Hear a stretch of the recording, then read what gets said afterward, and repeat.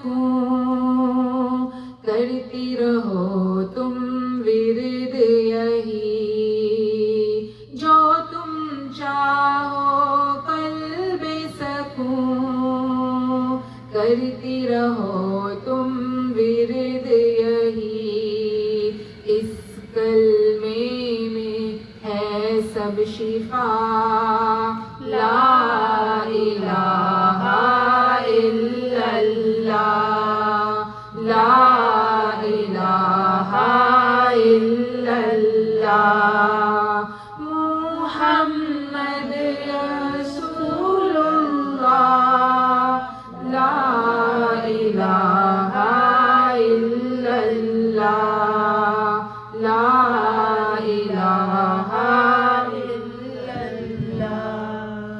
دنیا مانگے دولت بھی، دنیا مانگے جنت بھی، اپنی تو بس ہے ایک صدا، لا الہ الا اللہ، لا الہ الا اللہ، محمد رسول اللہ، لا الہ الا اللہ، لا الہ الا اللہ۔ یا رب نفس سے پیچھا چھڑا، یا رب اس کو تو اپنا بنا، یا رب نفس سے پیچھا چھڑا، یا رب اس کو تو اپنا بنا، ہم کو عطا کر نفس مطمئنہ، لا الہ الا اللہ، لا الہ الا اللہ، محمد رسول اللہ، لا الہ الا اللہ، لا الہ الا اللہ، لا الہ الا اللہ۔ ٹھیک ہے۔ نحمدہ ونصلی علی رسولہ الکریم، اما بعد فاعوذ باللہ من الشیطان الرجیم، بسم اللہ الرحمن الرحیم۔ قل ان اللہ یضل من یشاء ویہدی الیہ من اناب، کہہ دیجئے انہیں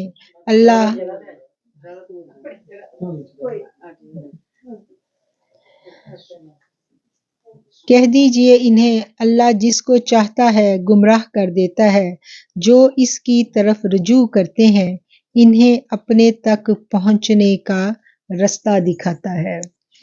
یہ میں آیت قرآن کی، یہ اتنا خوبصورت میسیج ہے ہم سب کے لیے کہ اس آیت کو ہمیں پلے سے باندھ دینا چاہیے۔ اور آپ نے میرے منہ سے سنا ہوگا کہ میں اکثر بیان شروع کرنے سے پہلے یہ آیت ضرور پڑھتی ہوں، کیونکہ جب ہم بیٹھتے ہیں کہیں درس کے لیے جاتے ہیں، بیان کے لیے جاتے ہیں، تو سم ٹائم ایسا ہوتا ہے کہ ہم عادتاً چلے جاتے ہیں کہ بس ہم نے جانا ہے اور چلے گئے، ٹھیک ہے۔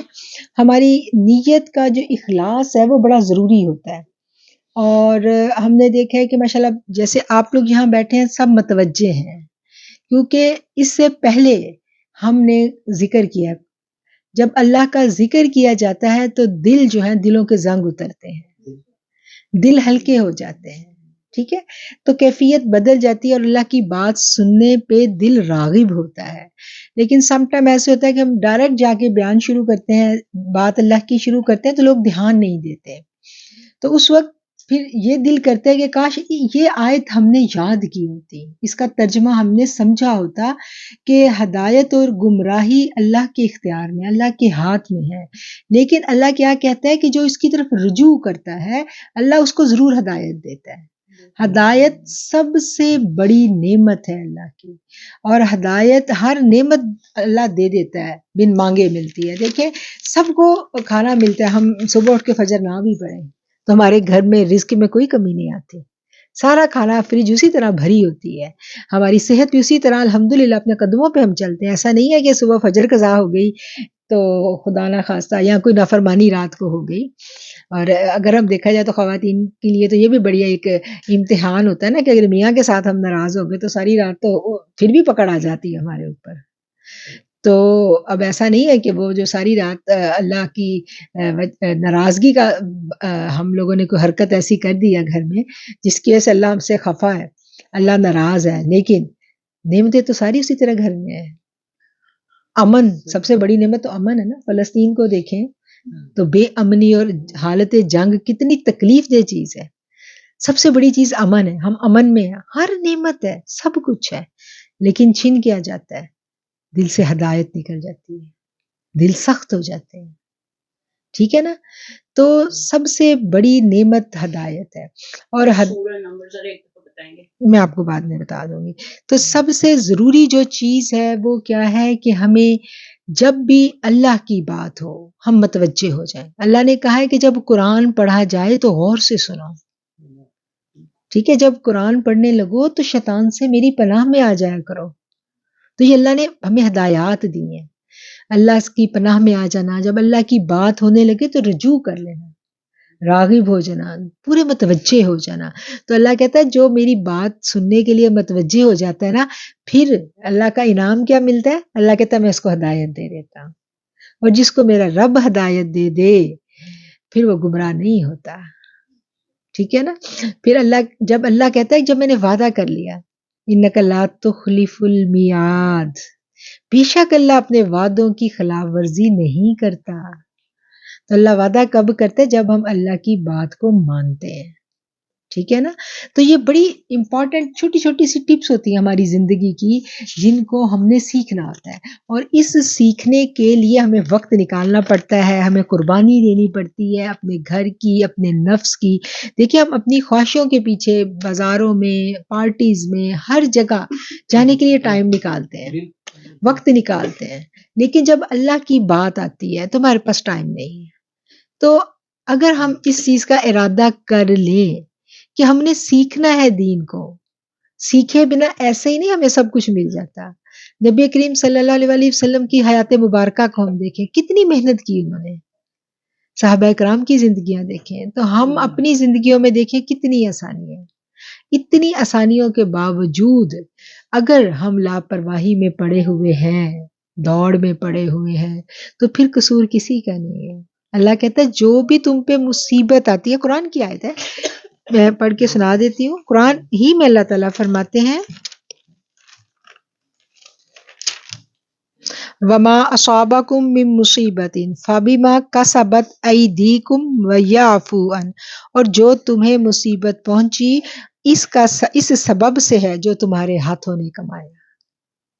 کہ جو بھی ہم پہ تکلیف اور مصیبت آتی ہے کیوں آتی ہے؟ ہمارے اپنے ہاتھوں کی کمائی ہے۔ جب حضرت یونس علیہ السلام مچھلی کے پیٹ میں چلے گئے تو اللہ نے قرآن میں کیا کہا تھا کہ یونس جو ہے وہ تا قیامت مچھلی کے پیٹ میں ہی رہتے، لَلَبِثَ فِی بَطْنِہ، قرآن کی آیت ہے، اگر وہ اللہ کی تسبیح بیان کرنے والوں میں نہ ہوتے۔ تو انہوں نے کیا کیا؟ انہوں نے اللہ کی تسبیح بیان کی، لا الہ الا انت سبحانک۔ پھر اس کے بعد کیا کہا؟ انی کنت من الظالمین، اقرار کر لیا کہ اللہ گناہ مجھ سے ہوا، مجھے معاف کر دے، میں نے ظلم اپنی جان پہ کیا۔ سب سے بڑا ظالم کون ہے؟ سب سے بڑا ظالم وہ ہے جو اپنی جان پہ ظلم کرتا ہے۔ پہلا ظلم ہم اپنی جان پہ کرتے ہیں، اسی لیے ہم دیکھتے ہیں نا پیغمبروں کی جو دعائیں مانگنی سکھائی گئی اس میں کیا ہے؟ ربنا ظلمنا، حضرت آدم کی دعا یہی تھی نا کہ اللہ ربنا ظلمنا، اللہ ہم نے ظلم کیا اپنی جان۔ تو جو بھی ہمارے اوپر مصیبتیں آتی ہیں، تکلیفیں آتی ہیں، اللہ کیا کہہ رہا ہے کہ یہ تمہارے ہاتھوں کی کمائی ہے۔ اچھا اب آ گئی، اب کیا ہے؟ اب ہم پریشان ہیں، ہم ٹوٹ رہے ہیں، رو رہے ہیں کہ اللہ یہ میرے ساتھ ہی ہونا تھا، یہ میں کیوں آزمائش میں پکڑی گئی، میرے ساتھ یہ کیوں ہوا. تو یہ رویہ کس کا رویہ ہے؟ یہ مسلمان کا رویہ نہیں ہے. دیکھیں انسان جو ہے نا، یہ کبھی بھی نہیں ہو سکتا کہ انسان گناہوں سے پاک ہو جائے. گناہ تو ہم سے ہوں گے، کوتاہیاں ہوتی ہیں، لغزشیں ہوتی ہیں. کیوں؟ نفس جو اندر موجود ہے. فرشتہ جو ہے، فرشتے سے افضل انسان کو کیوں بنایا گیا؟ اس لیے کہ فرشتے میں نفس نہیں ہے، خواہش نہیں ہے. ٹھیک ہے نا؟ انسان کی تو ہر وقت خیر اور شر برابر ہے. اللہ چاہتا تو ایسا نہیں کر سکتا تھا اللہ کہ دنیا میں صرف خیر ہی ہوتی. جیسے فرشتے ہیں، کوئی عبادت مشکل نہیں ہے. اور ہمارا جی کیا چاہ رہا ہوتا ہے کہ ہمیں ایسی زندگی مل جائے، کسی سے لڑنا نہ پڑے، سب کچھ بس بڑا ایک ایزی سا ہو اور ہم آرام سے عبادتیں کریں. یہی دل چاہتا ہے نا. عبادت کرنا سب سے آسان کام ہے، بلیو کریں بہت آسان ہے عبادت کرنا، لیکن معاملات بہت مشکل ہیں. معاملات کو درست رکھنا، نفس سے جنگ، خواہشات کو قابو میں رکھنا. آج خواہشوں نے ہمیں کہاں سے کہاں لا کھڑا کیا.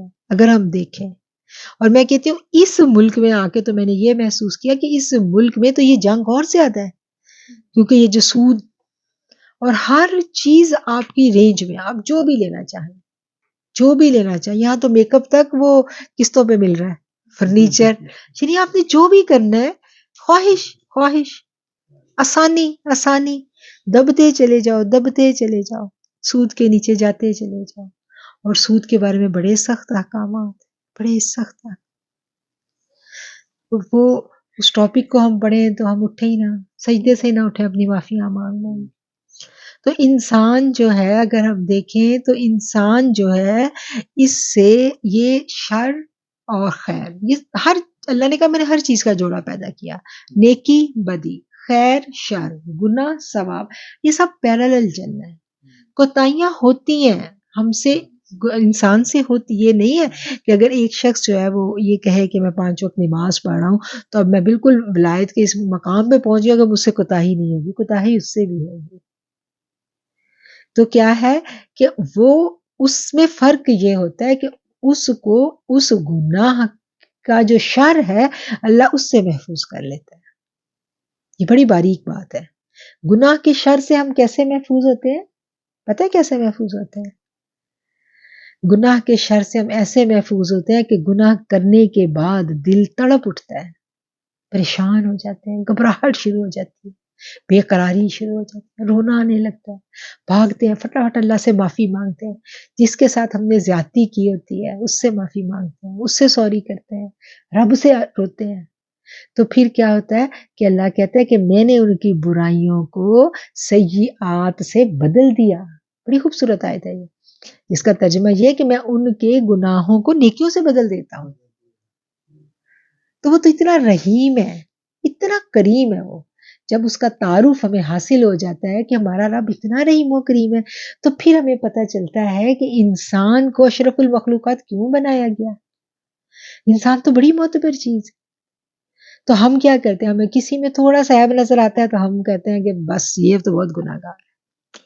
اگر کوئی اللہ کا دین کا کام کر رہا ہے تو اس کو تو ہم چاہتے ہیں یہ فرشتہ ہو.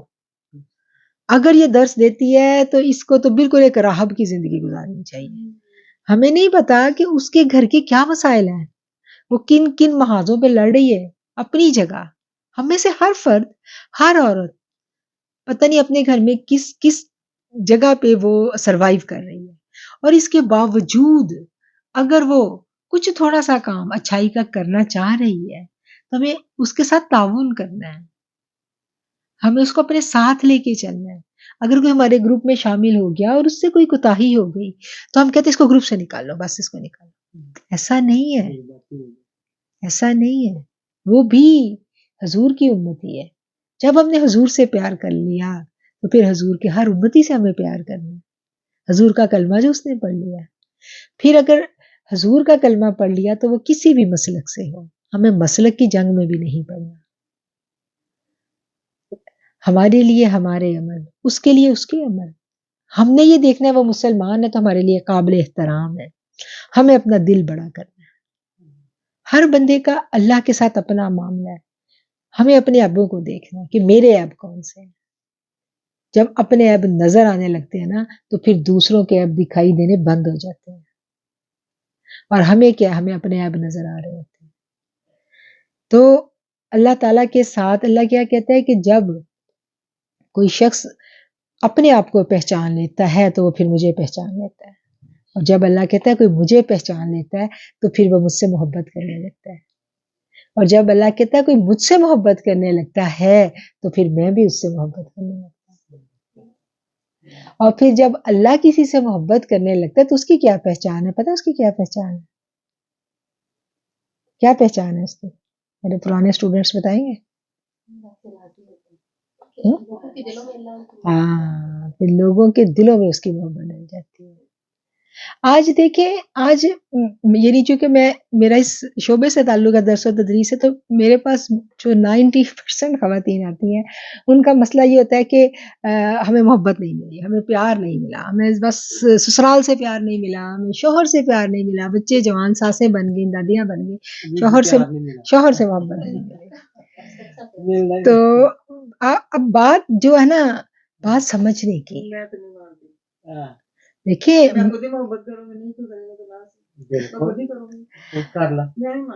میں نے آپ سے کہا نا، میں نے 100% نہیں کہا، میں نے کہا 90% خواتین جو ہیں وہ یہ کہتی ہیں.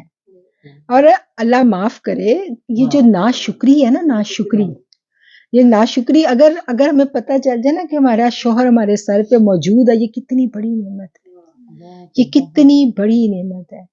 تو ان کو پوچھو تو یہ بڑی، یعنی مطلب کہ جو اللہ کی نعمتیں دی ہیں نا.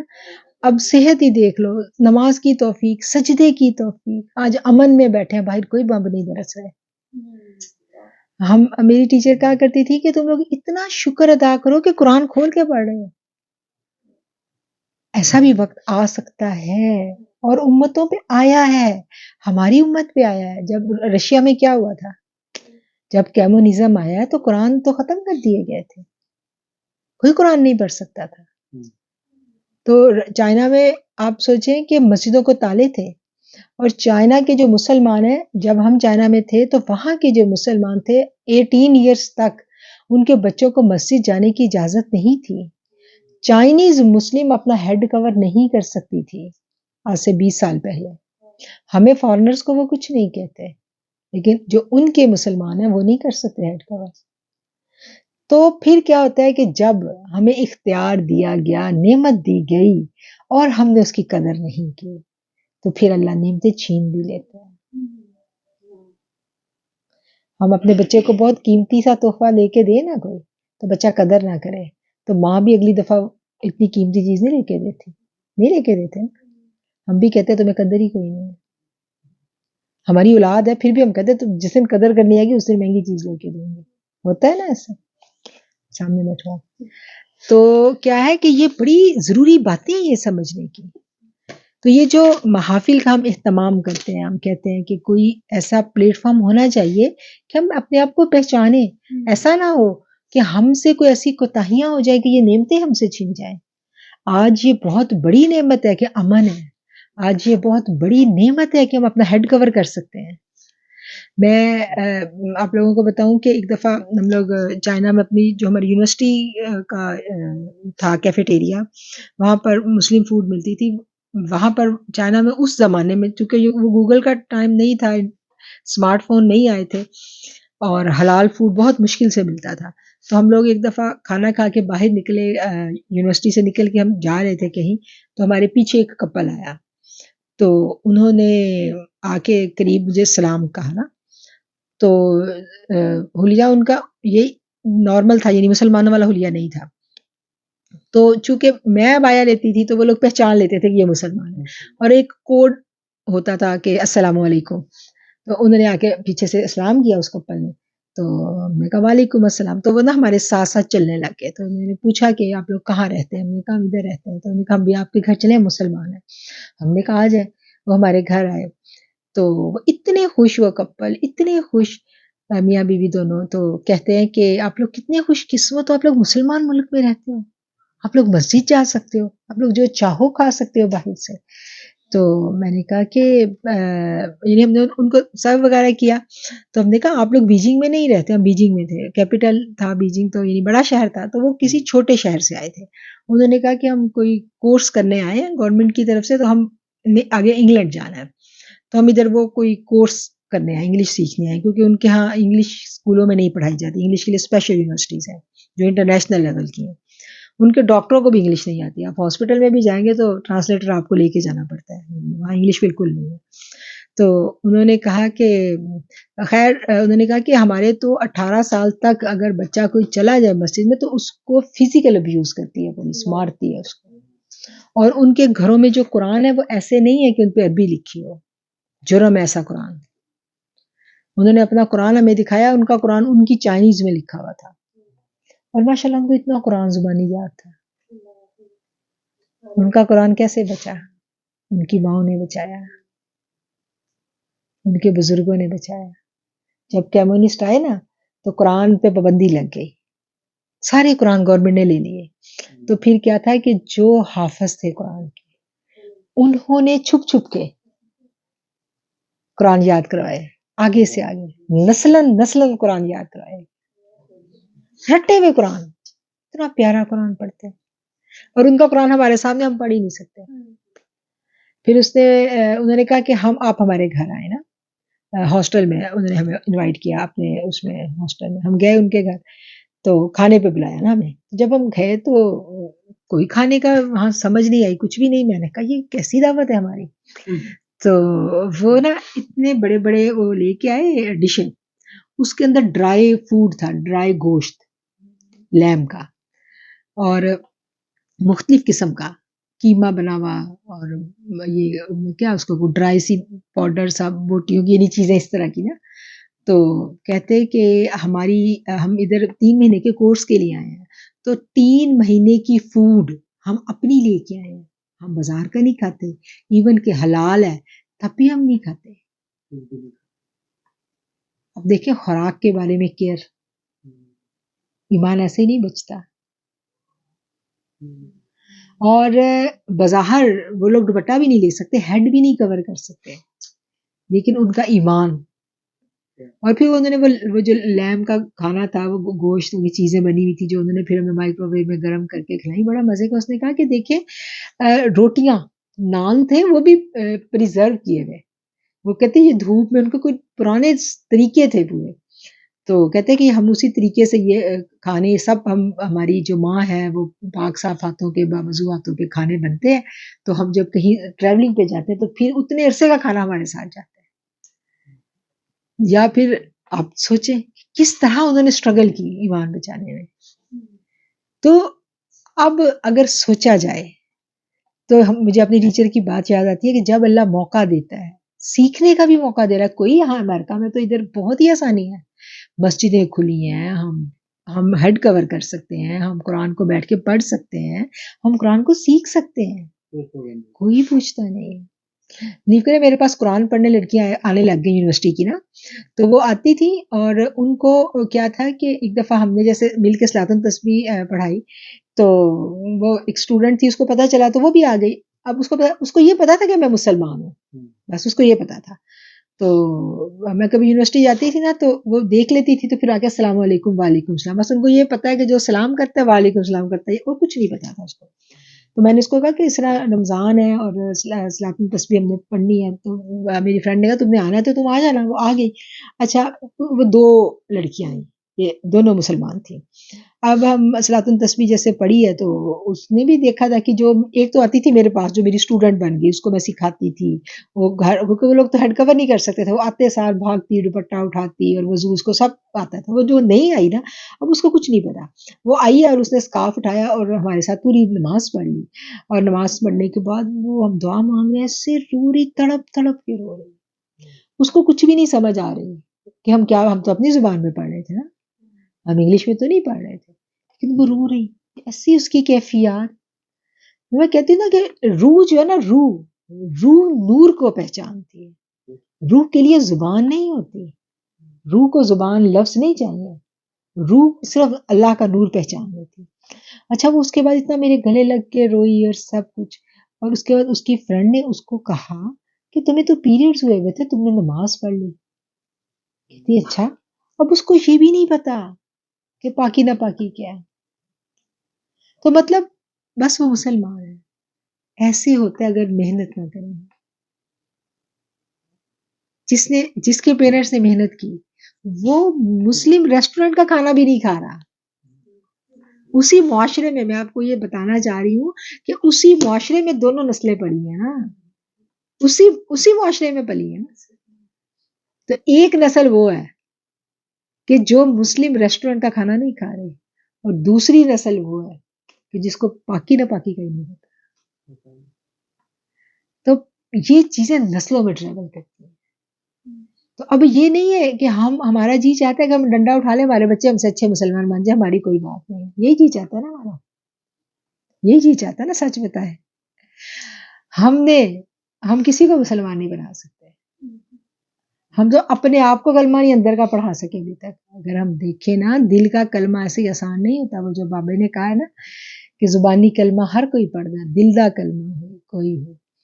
تو ہر نفس کی خواہش کے اوپر پہرا لگانا آسان نہیں ہے. ہر خواہش پہ پہرا بڑا مشکل کام ہے. تو اپنے نفس کی جنگ کو جب تک ہم نہیں جیتیں گے، ہماری زبانوں میں کوئی اثر نہیں آئے گا. کوئی بچہ ہماری سکی اولاد بھی کہنا نہیں مانیں گے. جب ہم اللہ کی نافرمانی میں رہتے ہیں تو ہمارے ماتحت ہماری نافرمانی کرتے. ہمارے ٹیچر تھے نا، تو کبھی کوئی ماں، ہم لوگ کہتے تھے بچے بات نہیں مانتے، بچے ایسا کرتے ہیں، تو وہ کہتے تھے، وہ کبھی انہوں نے یہ نہیں کہا کہ اپنے بچوں سے یہ کہنا. وہ کہتے تھے اپنی فرما برداری اللہ کے ہاں بڑھا دو. بس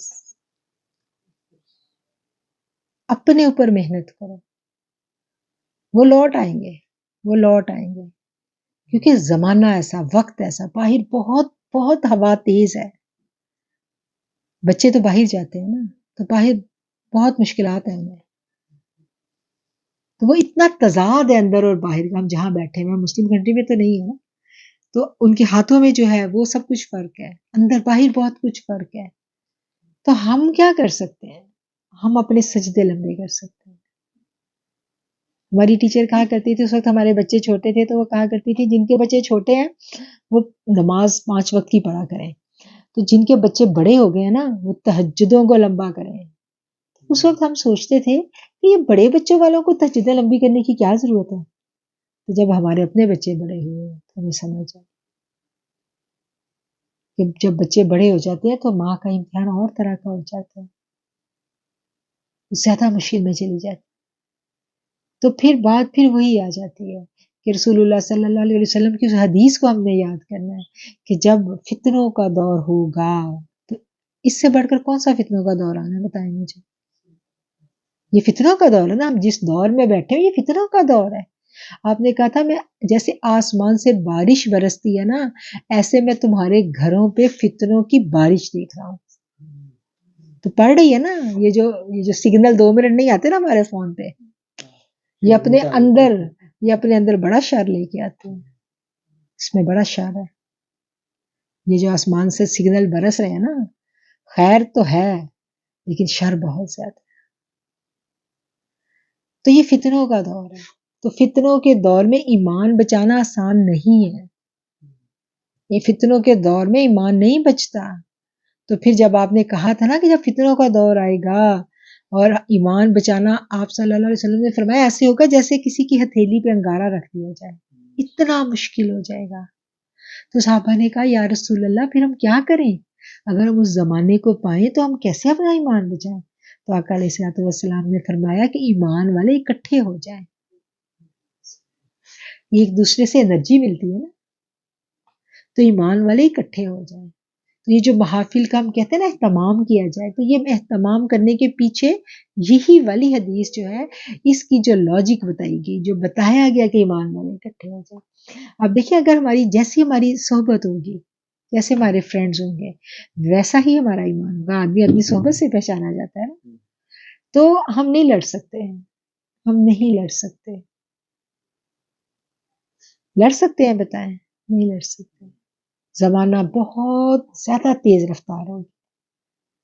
یہ آپ نے کہا تھا کہ قیامت کی نشانیاں ایسے پوری ہوں گی جیسے ایک تسبیح ہے نا، اس کے دانے گرتے ہیں تو ایک کیسے وہ منٹوں میں ہاتھوں سے چلے جاتے ہیں، ایسے وہ قیامت کے نزدیک نشانی. اب دیکھیں ہر دن کیسے پوری ہو رہی ہے. مجھے یاد ہے کہ جب پہلی دفعہ ہم نے یہ حدیث سنی اپنے اسٹوڈنٹ دور میں کہ ہمارے ٹیچر نے کہا کہ جب امام مہدی کا ظہور ہوگا تو وہ خطبہ دیں گے، اور جب وہ خطبہ دیں گے تو ایک ہی وقت میں ان کا خطبہ جو پوری دنیا میں سنائی دے گا. تو ہم اس وقت سوچیں یہ کیسے ممکن ہے کہ ایک شخص بولے اور پوری دنیا میں آواز جائے. یعنی ابھی ہم کو اتنے قبل مسیح نہیں ہے، ٹھیک ہے نا، یہاں سے 30 سال پرانی بات ہوگی، 28-30 سال پرانی بات ہوگی، 35 سال بھی شاید نہ ہو، 30-32 سال پرانی بات ہوگی. تو اس وقت تصور نہیں تھا کہ ایک شخص بولے گا. اس وقت تو قومی نشریاتی رابطہ بھی شاید نہیں تھا، ایسا نہیں تھا نا. تو آج تو ایک عام بندہ جب جو بھی چاہے. تو آقا علیہ الصلوۃ والسلام قیامت کی ایک ایک بات ہمیں بتا گئے، ایک ایک بات، نشانیاں ساری بتا کے گئے. اب کیا ہے ہم ان سے اپنی چشم پوشی کر جائیں، ہم ان کو نہ سمجھیں اور ہم دوڑ میں لگے رہیں. تو پھر کیا ہے، تو پھر قرآن ہی کہتا ہے نا الہاکم التکاثر حتی زرتم المقابر. موت سچ ہے، موت حق ہے، موت کا وقت مقرر ہے، نہیں پتا کس کے پاس کتنی مہلت ہے. موت کسی کو نہیں دیکھتی. اللہ کہتا ہے کہ دنیا تو عنکبوت مکڑی کا جال ہے، دنیا کی حیثیت تو مچھر کے پر کے برابر ہے. کہتے ہیں نا کسی کا نہ جوان کا پتہ نہ بوڑھے کا کب بلاوا آج. تو ساتھ کیا لے کے جانا ہے، تیاری کر دی، خالی صرف نیک عمل ساتھ جانا، صرف اور صرف نیک عمل. تو اللہ تعالیٰ جو ہے ہمیں یہ شعور دے دے، یہ سمجھ دے دے.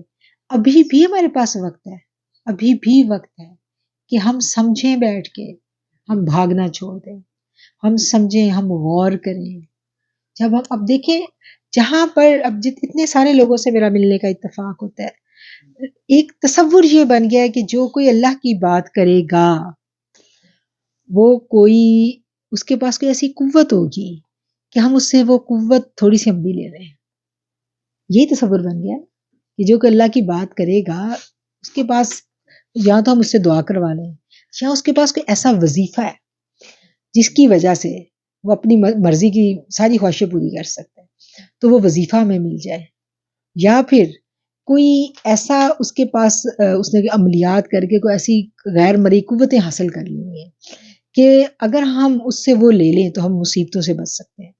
اور ہمیں ایسے لگتا ہے کہ جو اللہ والا ہوتا ہے نا اس کی زندگی میں بڑے مزے ہیں، اور وہ سارے مزے کسی طریقے سے ہم لے لیں. ایسا ہی ہے نا، آج کل یہی تصور ہے اللہ والے کا. اور یہ میں بلیو کریں، میں اپنا ذاتی ایکسپیرینس آپ کو بتا رہی ہوں، یہی تجربہ ہے، یہی لوگوں کا یعنی کانسیپٹ یہ بنا دیا گیا ہے. ایسا نہیں ہے، ایسا نہیں ہے. جب جنگ خندق کو کھودی جا رہی تھی نا تو صحابہ کے پیٹ پہ ایک پتھر تھا، میرے آقا علیہ الصلوۃ والسلام کے پیٹ پہ 2 پتھر تھے. تو جب کوئی دین سے جڑ جاتا ہے نا تو آزمائشیں، امتحان اس پہ بھی آتے ہیں، ہر بندے پہ. اللہ نے کہہ دیا قرآن میں، اللہ کہتا ہے کہ میں دنوں کو پھیرتا ہوں، سب میں پھرتے ہیں، کبھی کسی پہ کبھی کسی پہ. ایک بہت اچھا وقت آتا ہے، بہت برا آ جاتا ہے، اچھا برا یہ رہتا ہے، اونچ نیچ سب کے ساتھ ہے. لیکن جو اللہ سے جڑ جاتا ہے نا اس کے دل میں اللہ کی یاد آ جاتی ہے. جو پھر اللہ کی یاد ہوتی ہے نا، وہ جو محبت ہوتی ہے، وہ کہتے ہیں نا جس شوہر کے ساتھ محبت ہو ساری تنگیاں کٹ جاتی ہیں. تو جو شوہر بہت پیسے والا ہو اگر محبت نہ دے تو کچھ بھی اچھا نہیں لگتا. تو بالکل یہی ہوتا ہے، جب اللہ سے پیار ہو جاتا ہے، اللہ سے محبت ہو جاتی ہے تو پھر آنے والی تکلیفیں، آنے والے جو غم، آنے والی مصیبتیں پھر بھی آتی ہیں. پھر وہ مصیبتیں ہلکی لگتی ہیں، پھر وہ مصیبتیں ہمیں واویلا نہیں ہم مچاتے ہیں، پھر ہمیں ان مصیبتوں پہ صبر کرنا آ جاتا ہے. کیوں؟ کیونکہ جب ہم صبر کرتے ہیں تو اللہ نے کیا کہا، ان اللہ مع الصابرین. اللہ سچ کہتا ہے. جب اللہ نے کہہ دیا کہ میں صبر کرنے والے کے ساتھ ہوں تو پھر اللہ ساتھ ہوتا ہے. تو جس کے ساتھ اللہ ہے اس کا تو زمانہ کچھ بھی نہیں بگاڑ سکتا. بگاڑ سکتا ہے؟ بتائیں، اس کا کچھ بھی نہیں بگڑتا. تو اللہ تعالیٰ ہمیں اپنا اور اپنے بندے کا جو تعلق ہے وہ سمجھنے کی توفیق، اور اللہ تعالیٰ ہمیں ایسے لوگوں سے جوڑ دے۔ دیکھیں جہاں ایسے لوگ ملتے ہیں، ایسی محفلیں ملتی ہیں، ہمیں کوشش کرنی چاہیے ہم ان کو جوائن کریں، ہم اس سلسلے میں کوشش کریں، ہم اپنے آپ کو آرگنائز کریں، کیونکہ آج ہمارے پاس وقت ہے، ممکن ہے یہ وقت چھن جائے۔ اب دیکھ لیں فلسطین میں کیا ہو رہا ہے۔ اللہ کہتا ہے جب میرا وعدہ آ گیا، مہلت ہے، قرآن کو پڑھے تو اللہ کہتا ہے میں نے مقررہ وقت تک کے لیے تمہیں مہلت دی ہے، یہ مہلت دی گئی ہے۔ پھر اللہ کہتا ہے میں سٹمپ لگا دیتا ہوں، میں ختم اللہ علی قلوبہم وعلی سمعہم وعلی ابصارہم، کہ اللہ ان کے دلوں میں مہرے لگا دیتا ہے، بصارت پہ، پھر وہ حق کو پہچان نہیں سکتے۔ اللہ سورہ یاسین کیا تھا نا، تم ان کو بیان کرو نا، اگر ان پہ کوئی اثر نہیں ہوتا۔ ایسے لوگ ہوتے ہیں نا، اب ان کے سامنے اللہ کی بات کریں وہ آپ کی بات سننے کو ہی تیار نہیں ہوتے ہیں نا ایسے لوگ۔ تو ہمیں یہ کتنا شکر کرنا چاہیے کہ کوئی ہمارے سامنے اللہ کی بات کرے، ہم سن رہے ہیں، یہ اس کی رحمت ہے ہم پہ کہ اس نے ہمیں توفیق دی ہے بات سننے کی، ہم دل کے کانوں سے سن رہے ہیں، اور ماشاءاللہ مجھے اتنا اچھا لگ رہا ہے کہ اس محفل کی ساری خواتین دل کے کانوں سے سن رہی ہیں، تو یہ کتنے شکر کی بات ہے۔ اگر یہ نعمت چھن گئی تو سوچیں اگر اللہ کی بات کی جائے اور ہم رجوع نہ کریں، دھیان نہ دیں، ٹھیک ہے نا، تو ہم نے دین کو یہ سمجھنا ہے کہ دین سمجھنے کی چیز ہے، زندگی میں نافذ کرنے کی چیز ہے، دین عملیات کا نام نہیں ہے، دین قوتیں حاصل کرنے کا نام نہیں ہے، دین خواہشیں پوری کرنے کا نام نہیں ہے۔ مومن کو تو اللہ نے کہہ دیا کہ میں نے تو خرید لی ہے تم سے، سب کچھ خرید لیا جنت کے بدلے، جب کلمہ پڑھا تو سب کچھ دے دیا۔ محبت کی بات آئی تو اللہ نے کہہ دیا کہ جب رسول سے زیادہ تم کسی اور سے محبت کرو گے تو ایمان ہی مکمل نہیں ہے۔ تو محبت میں سب سے پہلا نمبر آقا کا آ گیا۔ جب آقا کا پہلا نمبر آ گیا تو پھر کیا ہوا، پھر سارا دوسرے نمبر پہ چلے گئے سب۔ آقا نے کہا کہ جب تک تمہارا ایمان مکمل نہیں ہوتا میں تمہیں تمہارے گھر والوں سے زیادہ عزیز نہ ہو جاؤں۔ حدیث کا مفہوم ہے نا۔ تو پہلی محبت کس کی آ گئی؟ تو اس وقت کو ہم نے غنیمت جانی کہ جب ہمیں موقع مل رہا ہے بیٹھنے کا، جب ہمیں موقع مل رہا ہے اللہ کے نام کو کرنے کا۔